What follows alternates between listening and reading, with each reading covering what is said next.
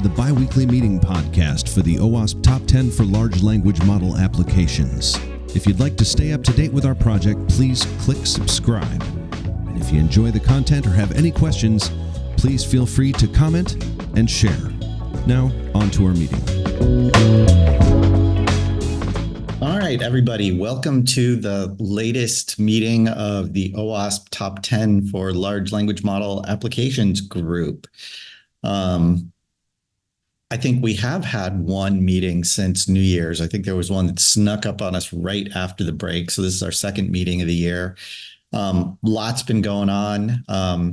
Hit another big milestone for the group, which was the release of the first batch of localizations for the list. Pretty exciting. We'll talk a little bit about that. And have some big things coming up on the horizon. And when we get towards the end of the meeting, I'll talk about my intent to kick off the 2.0 project next week, if I can get my act together on that. So let's go through and we'll just touch base with all the leads and then we'll open it up for discussion. So Jason. Howdy. So I'm just getting back into the swing of things myself. Had a really busy last month and then did a collegiate pen testing competition. So I've been out of the loop, just starting to get back in. So a couple of things that I know I need to do. I need to work with the translations team to integrate processes. They came up with some pretty innovative ways to make sure that they got their deliverables out. But I want to work with them and make sure that we've got a consistent path to that. And they've already reached out to me. So I just need to make that connection happen.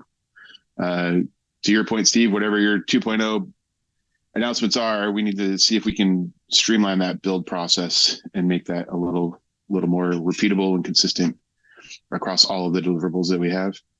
And then squash bugs, I know I've got a bunch of stuff sitting in GitHub right now that's assigned to me, so I just need to go and take care of those things. Awesome. Yeah, it's been kind of amazing to look at the transition we've gone through from having one artisan who was carefully constructing every PDF by hand to now having, I think, two similar but separate complete markdown to PDF generation pipelines, one for the main build and then one for the internationalization. So if we can kind of pull together the best of both worlds there, that seems like that'd be make it a lot easier to get this out. Because I know from talking to Talesh, he just had to do a huge lift to make it easy for the translators to get something done that we could get out while it looked good. And it does look good. So awesome. Yeah. On that note, I know Talesh I think he has some slides in here talking about sort of ongoing stuff with the localizations, but I just thought I'd share a few stats. I posted in an earlier version of this to the list, but the posting that I put out, and there were some other postings, but my posting has been so far reshared 39 times and been viewed over 31,000 times. So I think the general interest in what we're doing and our reach is increasing. This is more impressions for any post that I've put up other than the announcement of 1.0 of the list. So I think it's a good sign for the health overall of the project. And I think also really indicative of the fact there is a lot of interest. If you dig down into the LinkedIn stats, you can also see things like geographies that the post was really popular with. And there were geographies like Bangalore and Sao Paulo, which nicely lines up with what we put out. The thing I was a little surprised about was not to see anywhere in China in the top 5. That could mean it was spread out, or it could mean we just haven't figured out how to reach the Chinese market yet. I'm guessing a lot of the people who only speak Chinese don't spend a lot of time lurking on LinkedIn, and we might want to brainstorm some ways to reach those, but that can be a project for later. So on that note, I'll hand it over to Talesh to talk about next steps. Yeah, I moved my slide up right after yours because I assumed this would be a good flow. Absolutely. Yeah, so we definitely need to figure out how to reach the Chinese market a little bit better. Possibly they're not on LinkedIn. I do know I worked with Aubrey to get a couple social media posts translated. So maybe we figure out once we have those ready, we figure out where to post them. But that being said, the localization quick update. Next steps, we're not slowing down. The launch of the first 3 was amazing, but we have a couple really good next steps on the way. French, Italian, Japanese, and Spanish have been coming along slowly but surely.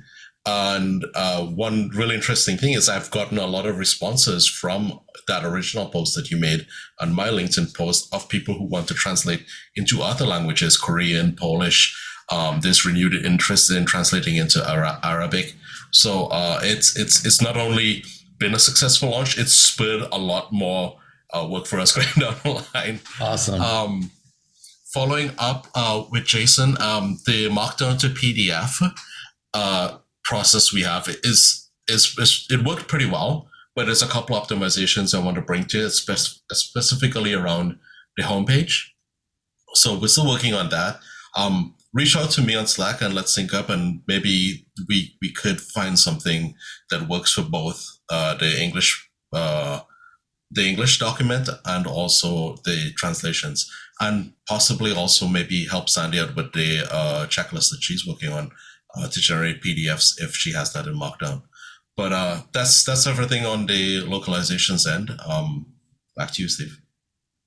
Fantastic. Any questions for Talesh? No questions, but just a comment. The web thing is a whole other process that we're going to have to automate too as part of this. So definitely I'll reach out to you and we can work in this. The work we do will probably like start setting the groundwork to figure out how to get the web publish pipeline automated as well. Cool. Yeah, good stuff. All right. Standards. I'm guessing this is John's slide. Did John make it to the meeting today? He's here. Yes, I am. Apologies, I haven't been able to join some others. So, and obviously my formatting skills need to be improved on the slide. So on Tuesday, I did a briefing to the UK's National Cybersecurity Centre on how we work, what we do. And I use this as my update to them of where we are. And I thought, I'll include it for today to take a stock of where we are today in terms of alignments and how far we've come. So obviously we combine the effort now with AI Exchange. I think it's the right thing to do. There is a mapping now to top LLMs and AI Exchange, and Rob is in various organizations. So if you look at where we are, the European stage, the AI Exchange, the stuff that was there verbatim to the submission to the Act, the CSA, Ken, Sandy, Robin, and I think I put an extra I there. And I think others there too, the part of the working group. So that's progressing. ISO were represented in the groups there. MITRE, excellent work that Sandy has pioneered. I don't need to talk more about that. The cybersecurity center were very interested in kind of how we managed to get such a good representation. NIST is going well. We submitted our review, both me and Rob, to the latest paper there, and we agreed to carry on working on the taxonomy. I have mentioned that we are now part of the Safety Institute. The launch was supposed to happen the 19th, but I think I misunderstood that that's when the people kind of finish the legal work. So we'll wait and see when that happens, and you'll be the first to know. The national cybersecurity it isn't just the UK. There are other countries that they have, but we started with them. They're contributing to guidelines to AI Exchange. We agreed. They're very interested in doing some joint research with us, particularly in the monitoring, the benchmarking, and the red teaming. And they promised to introduce us to the UK AI Safety Institute with the clarification that the latter is looking more into kind of more advanced topics rather than, the stuff that we tend to work, which is how people use the technology.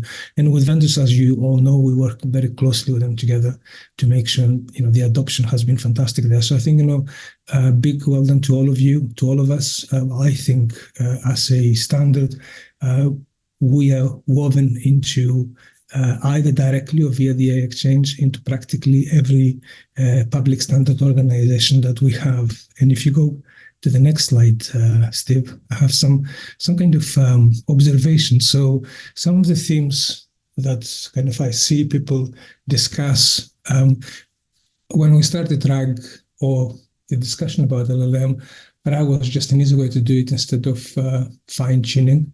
But today, people start using it. We're seeing things that we haven't seen before, like, risks on embeddings. It's not a coincidence that one of the workshops that the cybersecurity center is doing is around embeddings poisoning. So that's something that people start, the more concrete they become on deploying RAG, the more kind of different risks they want to understand. The multimodal stuff. It's an area I'm very interested, actually, because as part of my book on adversarial AI, I compared how hard it was to set up deep fakes in the past and how easy it is to do today with a text to something. So, that will open new frontiers for us to think about. Open source models in the supply chain, kind of an immense and kind of concern there for people. And that's where all the things about automated benchmarking come from.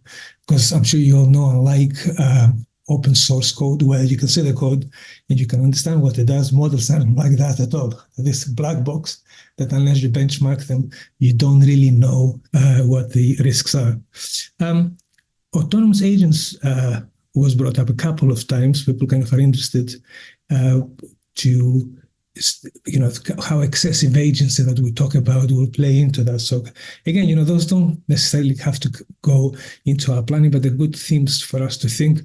And I think that's something that shows the deepening of our standard alignment efforts. I think what we're doing now is that instead of being in those conversations and influencing them, which we will continue to do, now we have concrete proposals for joint research work.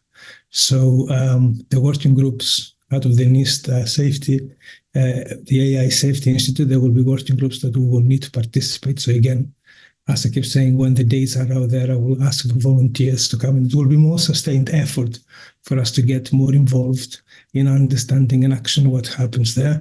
The same goes with risk management, and also, kind of getting the vendors, which I think they will be willing to do that, to showcase how they address our standard and brief webinars. And that's my very verbose update for today. So I think we're in a good place. We just need now to the next stage where it's kind of more actionable alignment. Fantastic. By the way, that's a great list of themes. I'm going to steal that for the 2.0 kickoff blog. All kinds of things that we'll want to make sure as a team we're looking at. All right, questions or comments for John? No, great job, John. And I wanted to call out how good your safeguarding the NCSC briefing was. John, you did a great job on that. Fantastic, thank you.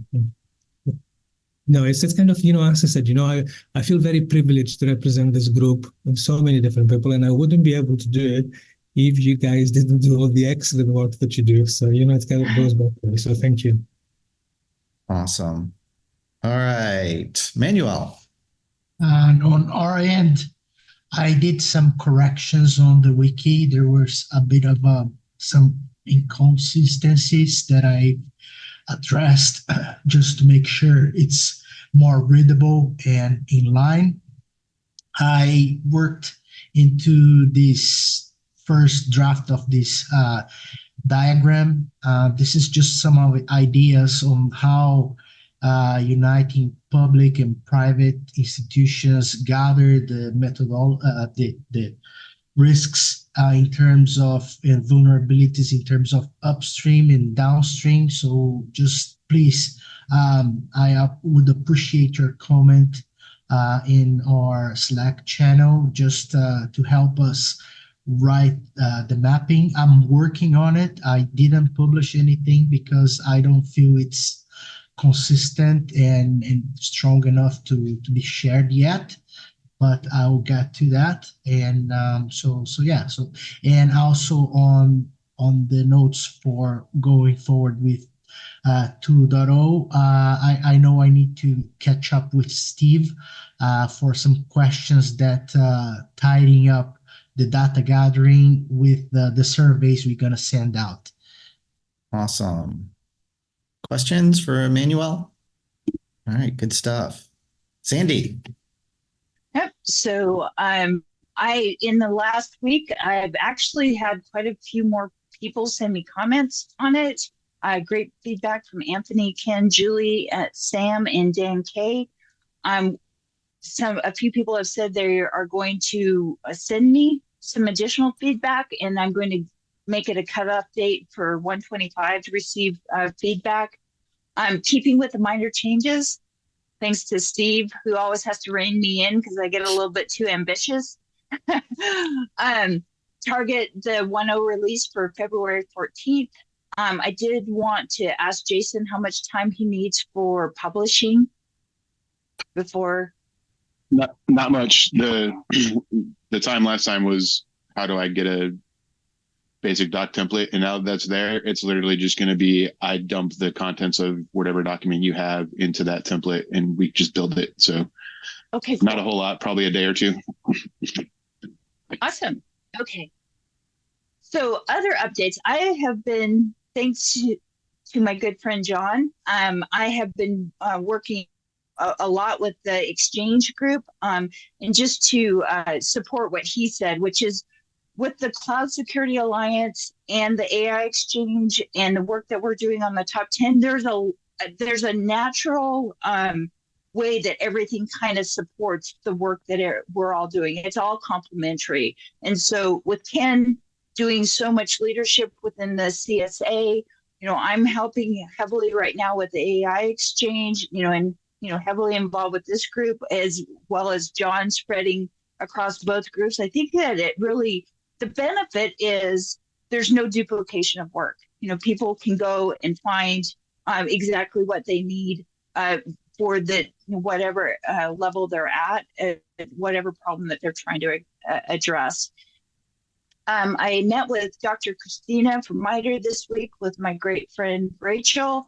She had, if you remember from about a month and a half ago, MITRE actually came to us and said, hey, we have some questions on OpenCTI versus MISP.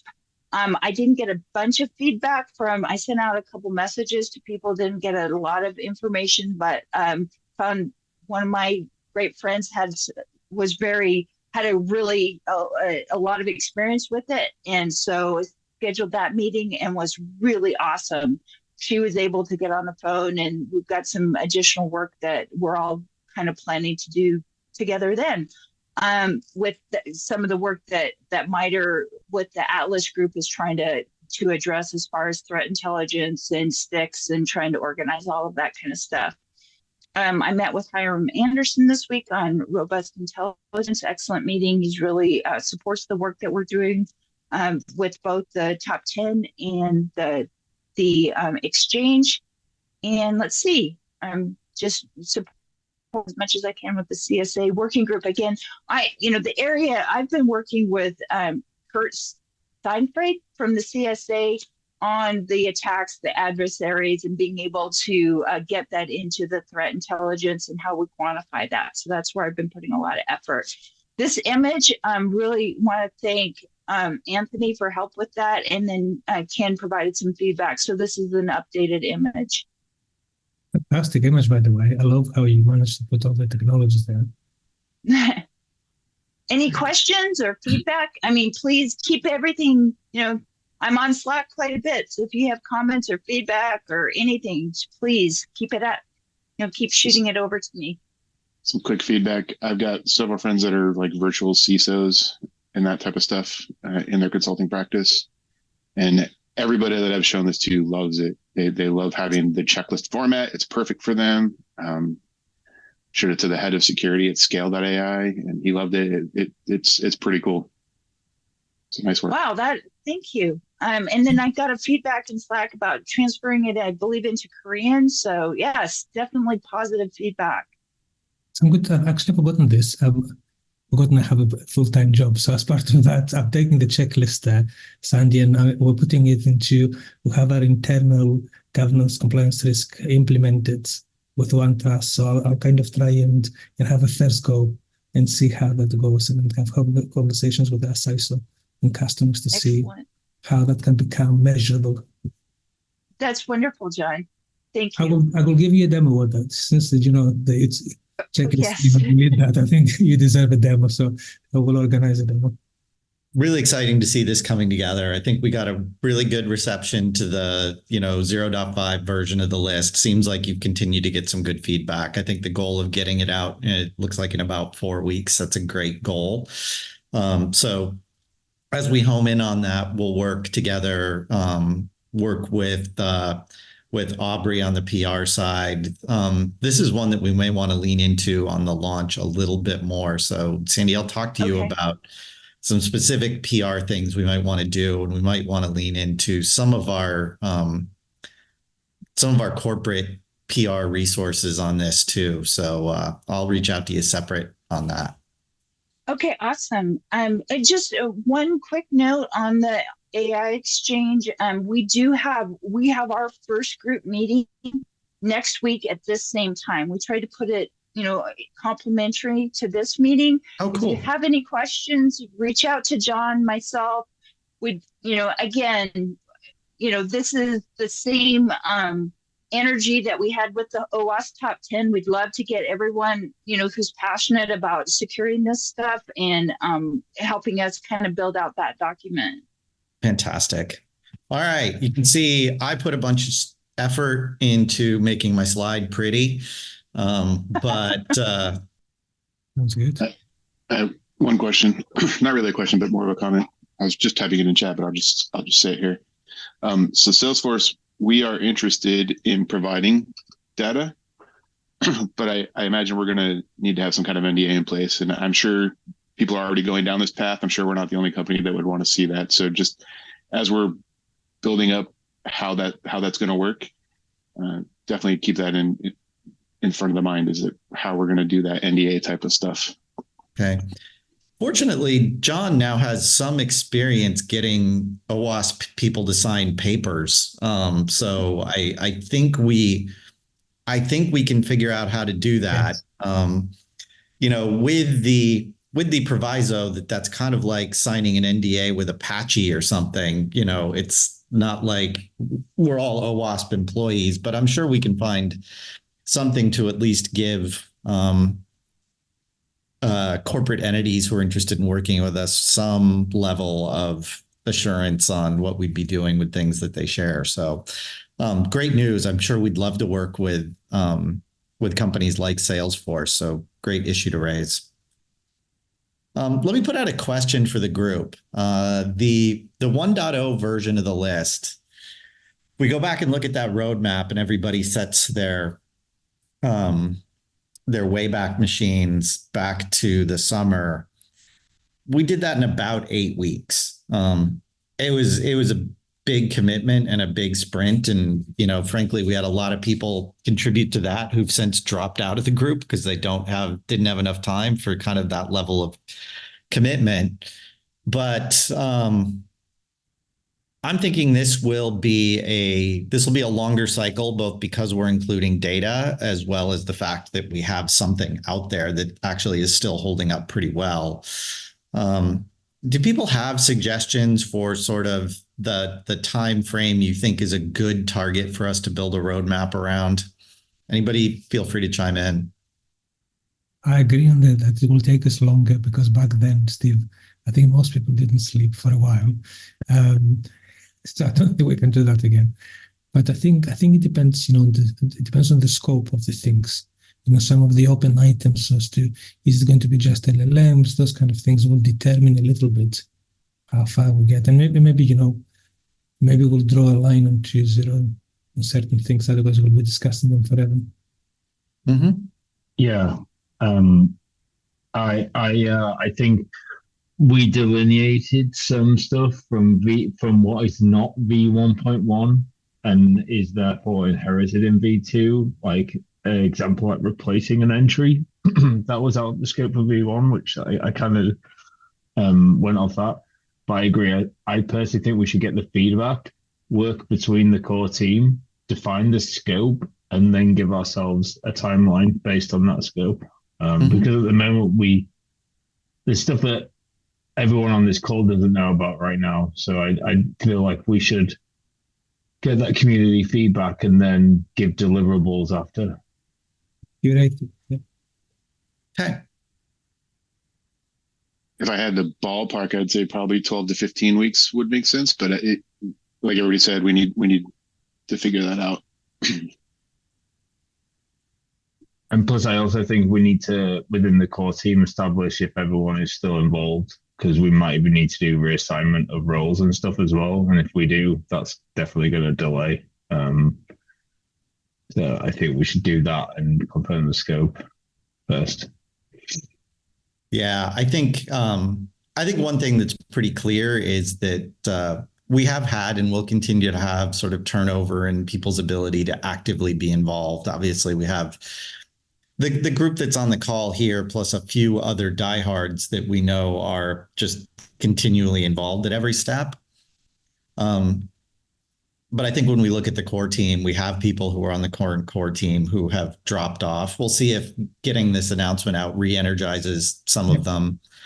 I think at that point, we'll have some decisions to make about looking at the core team and deciding whether there are roles to be filled for sure. I'll just say my sort of gut at this point, while agreeing with ads that I think we want to get the feedback before drawing the actual roadmap, is that my gut is that this is a 6-month project and we want to aim at getting something out in the summer. Between what we had before was, I think, a 2-week brainstorming phase. I think we'd let something like that go on a fair bit longer. I think we'd want to spend some time really refining what Emmanuel's jump started with the data gathering project and really pull together some of the data as we look at that. So I think good advice. Let's get the feedback from the initial Google survey. We'll huddle a group who we think is going to be some of the people who are really involved. If I get the announcement out next week, I think it'll probably be a hot topic for our call 2 weeks down the road. We'll probably have an early look at what the response has been to the announcement, and we can use a fair bit of the time at that meeting talk about that. So on that note, we do have our meeting coming up in 2 weeks. Anybody else have anything they want to cover on today's call? All right, team. We'll let you all go, and we will see you again in 2 weeks. But again, great progress, everyone. It's awesome to see sort of progress on these multiple fronts, translations, standards interface, the checklist, so much good stuff going on here. Excited to take it to the next level. See y'all later. Bye. Thanks for checking out our bi-weekly meeting podcast. If you'd like to stay up to date on all of the latest news for the OWASP Top 10 for large language model applications, please click subscribe. And of course, we'd appreciate it if you'd share with a friend to grow our community. We'll see you in 2 weeks.